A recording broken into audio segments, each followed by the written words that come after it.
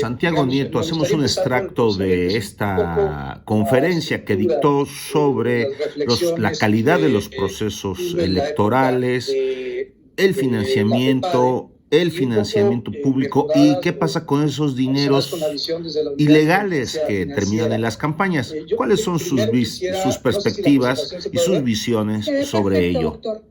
Y aquí les dejamos con el audio original. Muchas gracias por sintonizar a Alta Tensión, Corriente Alterna.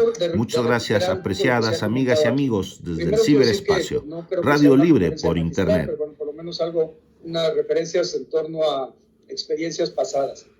Segundo, yo creo que los convenios que se tienen tanto con el INE como con algunos de los institutos electorales locales hay que aprovecharlos en varios temas. Uno de los temas es evidentemente la materia de fiscalización para poder identificar de dónde vienen los recursos, el origen y destino de los recursos que tienen los partidos políticos durante las campañas electorales. Y yo creo que esta parte es una parte que podríamos hacer muy bien y además podríamos trabajar de manera directa, inclusive con los propios tribunales electorales locales. Es decir, cuando hubiera un tema de nulidad de elección, cuando hubiera en donde el agravio versara sobre financiamiento ilícito, yo creo que la Unidad de Inteligencia Financiera podría proporcionar la información. Inclusive hay que decirlo que en la Sala Superior del Tribunal Electoral, en el caso del populismo en América, llegó a reconocer que la información que remite la Unidad de Inteligencia Financiera es una documental pública, por ser emitida por una autoridad competente en ejercicio de sus funciones y que por tanto tiene valor probatorio pleno. Yo creo que habría que retomar esto. Y también algo de lo que decía la consejera Miriam Hinojosa hace un momento sobre violencia política de género. Y pienso un poco en el caso de la saxofonista en Oaxaca. Es decir, yo creo que la unidad puede servir para poder identificar también cuando hay agresiones de género, como fue el caso de este exdiputado Vera Carrizal, y poder identificar los flujos ilícitos. Creo que valdría mucho la pena, cuando tenemos identificados el caso de los agresores, en casos de violencia política de género, poder identificar también esta vertiente, la vertiente financiera, para sancionar a todas las personas que se están incurriendo en este tipo de prácticas hoy consideradas como delito. Ahora, empezaría por los efectos del financiamiento desde mi punto de vista. Evidentemente se viola el artículo 134 constitucional, la equidad en la contienda electoral, y hay una vinculación entre corrupción y delitos electorales. Ya algo se ha mencionado aquí, Luis Octavio Vado ha hecho un planteamiento al respecto, pero digamos la tesis que yo defendería sería que si bien no siempre, si bien no en todos los casos, sí podemos identificar una relación entre corrupción y elecciones. Prácticamente en tres vías. La primera sería la del financiamiento privado ilegal, cuando se rompen las reglas establecidas en la Ley General de Partidos Políticos, en la Constitución, respecto al financiamiento de los partidos políticos por entes privados. Generalmente a partir de la promesa de contrataciones futuras, de adjudicaciones directas o licitaciones futuras. El segundo tipo tiene que ver con el peculado electoral, el desvío de fondos, bienes o servicios para una campaña electoral, es decir, una actividad gubernamental que puede ser estatal, municipal o puede ser evidentemente federal. Y el tercer elemento es el financiamiento ilícito proveniente de los grupos delincuenciales.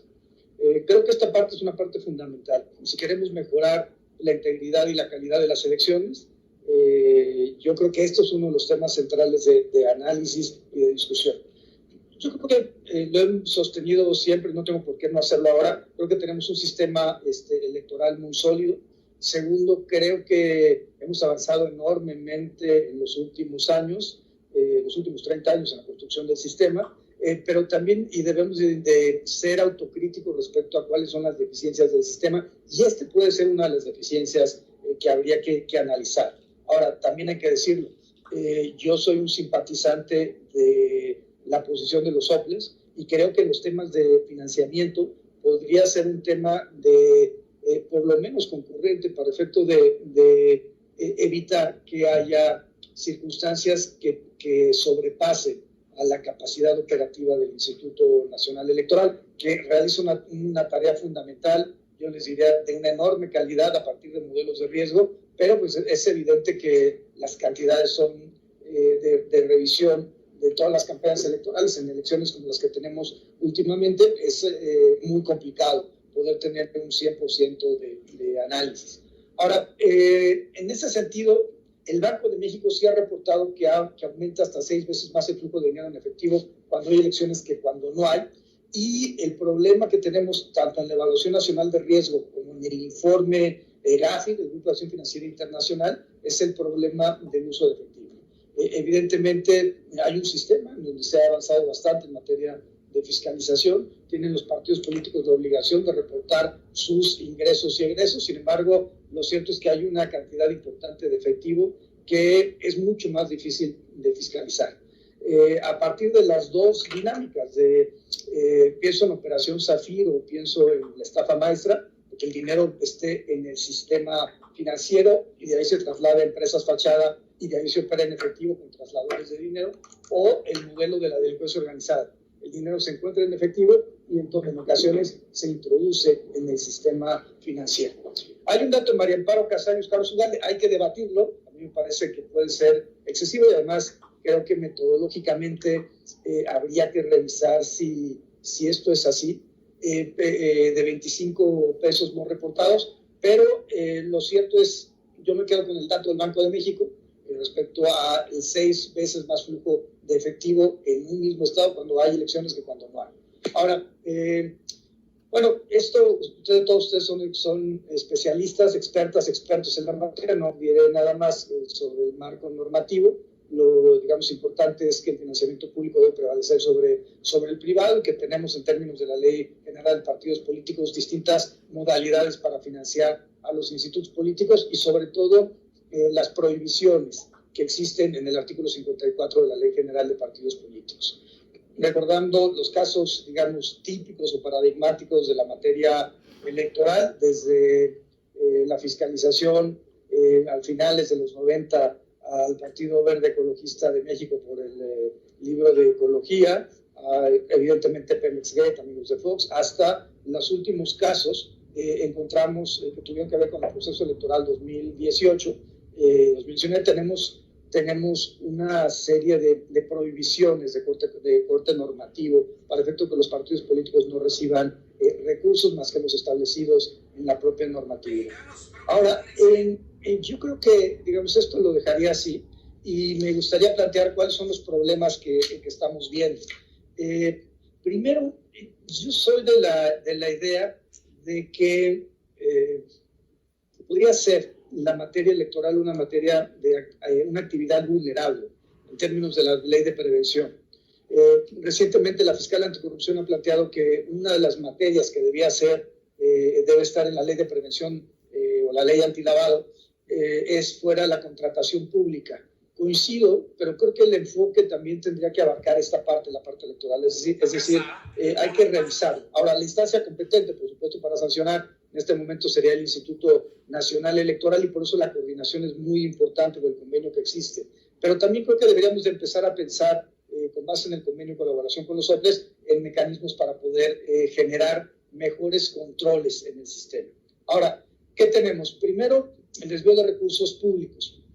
Pensemos en la operación Zafiro, pensemos en la estafa maestra, incluso algo sobre lo que se ha planteado de Odebrecht, aunque Odebrecht incluye, digamos, un tema de cohecho, mencionaba el consejero Yuri Beltrán a Odebrecht durante su participación, pero también tenemos un tema de contribución ilegal por parte de particulares. La operación Lavallato, en general, el mecanismo que fue identificado por la Procuraduría en Brasil, tiene que ver con contrataciones gubernamentales, pero también tiene que ver con un factor de naturaleza privada. Quienes terminaban sancionando a las, mejor dicho, comprando a las autoridades eran los grupos de interés privados en esta constructora, a partir de su dirección de operaciones estratégicas, que básicamente la podríamos llamar la dirección de sobornos. Ahora, el tema central es cómo esto ha impactado en la realidad electoral, porque no solamente fue México donde hubo un financiamiento ilícito a las campañas electorales en el año 2012 o en el año 2015, también encontramos este financiamiento ilícito en varios países como Brasil, como Venezuela, como Colombia, como Perú. Entonces, digamos, es un problema de naturaleza supranacional. Ahora, yo creo que el tercer tema, pues más importante, sería empezar a identificar el financiamiento de la delincuencia organizada. Recuerdo dos casos. El primer caso, en Nayarit había un candidato. Este candidato tenía pues digamos, el apoyo del fiscal en ese momento de Nayarit, hoy procesado penalmente en Estados Unidos por delincuencia organizada y delitos contra la salud, narcotráfico, y esta persona era pues, un expresidente municipal de San Blas, 2 veces presidente municipal, con dos siglas distintas, una como candidato independiente, y cuando se lanza para candidato a gobernador en una campaña en donde el tope de gastos de campaña eran 19 millones, él termina regalando refrigeradores, termina regalando televisiones, evidentemente de forma ilícita, pero aquí el punto fundamental es cómo podría tener recursos para estar haciendo ese tipo de campaña. Interesante, las contrataciones. Hacía contrataciones con empresas fachada, muchas de ellas en el estado de Jalisco, muchas de estas empresas vinculadas con el cártel Jalisco Nueva Generación. Y otro caso en en Piedras Negras, Coahuila, donde el candidato independiente tampoco ganó, pero este candidato independiente hacía promesas de campaña como tener carreras de caballos y abrir casinos, abrir discos para menores de edad, peleas de perros, peleas de gallos. Ya cuando tienes un candidato, que ese es el discurso que está ofreciendo a la ciudadanía, evidentemente estamos viendo un candidato que tiene alguna vinculación con actividades delictivas o por lo menos de lavado de dinero. Ahora, ¿cuáles serían las consecuencias jurídicas de ello? Las consecuencias jurídicas tendrían que ver con la comisión, evidentemente, de delitos electorales, con la nulidad de la elección o la posibilidad de sancionar por motivos de fiscalización de los recursos de los partidos políticos. Perdón por deformación, tengo que recordar los temas o pasar por los delitos electorales. El artículo 11 es el delito que establece como sujeto activo a los servidores públicos y se establece entre la fracción segunda el tema de condicionamiento, la fracción segunda el tema del peculado electoral, la tercera sobre condicionamiento de programas sociales. Esto se vincula con algo de lo que ya se mencionó, el problema de la marginalidad y la pobreza. Condicionamiento de programas sociales es una práctica que, por lo menos los datos que yo tenía hasta 2017, habría que buscar la actualización en los últimos años en la FEPADE, pero el mayor número de denuncias provenían de los estados de mayor marginalidad. Es decir, hay una correlación proporcional entre la pobreza, la marginalidad y el condicionamiento de programas sociales. Y el otro fenómeno, por tanto, era Chiapas, Oaxaca, Guerrero, los estados donde había una mayor incidencia en tema de condicionamiento de programas sociales, mientras que el peculado electoral se daba sobre todo en los estados que no habían tenido alternancia, particularmente el Estado de México, Coahuila, eran estados donde este tipo de conducta se presentaba, por lo menos se denunciaba. Ahora, creo que esto tiene que ver con un elemento central y otra tesis que yo defendería frente a ustedes, y es que la Comisión de Delitos Electorales está estrechamente vinculada con el ejercicio del poder. A mayor poder, mayor cantidad de delitos electorales. Por tanto, insisto, datos de esa época establecían que el PRI era el partido que más era denunciado. Tiene que ver, insisto, con el ejercicio del poder.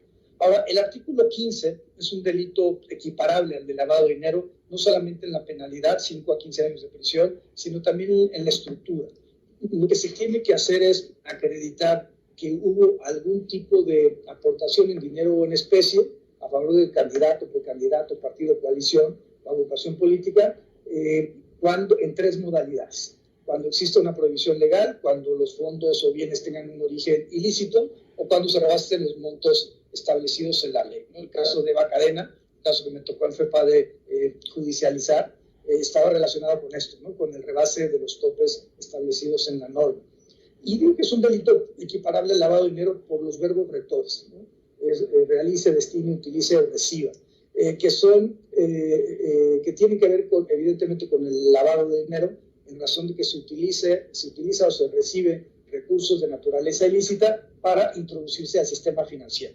El lavado de dinero se hace a partir de distintas modalidades, puede ser desde compra de artes, de joyas, blindaje de autos, traslado de valores, pago de tarjetas de crédito. Hemos tenido casos donde una persona en un año gasta más de 50 o 60 millones de pesos en una tarjeta de crédito y todo es pagado en efectivo. Evidentemente es una operación de lavado. Y la única diferencia, digamos, en la mecánica es que aquí se trata de que el dinero vaya a las campañas electorales, candidatos, precandidatos, partidos o coaliciones. Creo que además de estos, digamos que serían los dos delitos más importantes, el financiamiento ilícito y el condicionamiento y el peculado electoral, hay 7 tipos penales relacionados con operaciones con recursos de procedencia ilícita. Ahí hacemos un corte para hacer una segunda pausa y escuchar los 7 tipos delictivos que también nos explicará de forma grosso modo el doctor Santiago Nieto. Pero vean qué interesante su participación que rescatamos. Es una conferencia que dio para consejeras y consejeros electorales. Habrá temas que pudieran ser más técnicos para la población en general, pero hablemos de lo que puedan entender. Yo creo que la mayoría es una explicación que aunque la da para especialistas, lo hace muy asequible a la mayoría de las personas, más la experiencia que tenemos nosotras y nosotros de lo que hemos vivido en los procesos electorales. Creo que nos da pauta para incrementar nuestra cultura en favor de la defensa del voto y evitar que el dinero sucio llegue a las campañas políticas en todo nuestro amado México. Muchas gracias. Queda claro que estos son problemas internacionales, pero desde lo local hacia lo internacional podemos combatir estos grandes flagelos. ¡Qué gran participación nos obsequia Santiago Nieto Castillo! Y ayudamos a su divulgación para poner en jaque a todas y todos los mapaches electorales. Alta tensión, corriente alterna. Siempre con el gusto de saludarles desde Radio Numancia, desde Entérate MX y Entérate Querétaro. Hasta la próxima, amigas y amigos. Les invitamos, nos apoyen suscribiéndose al canal y obsequiándonos un like. Hasta la próxima.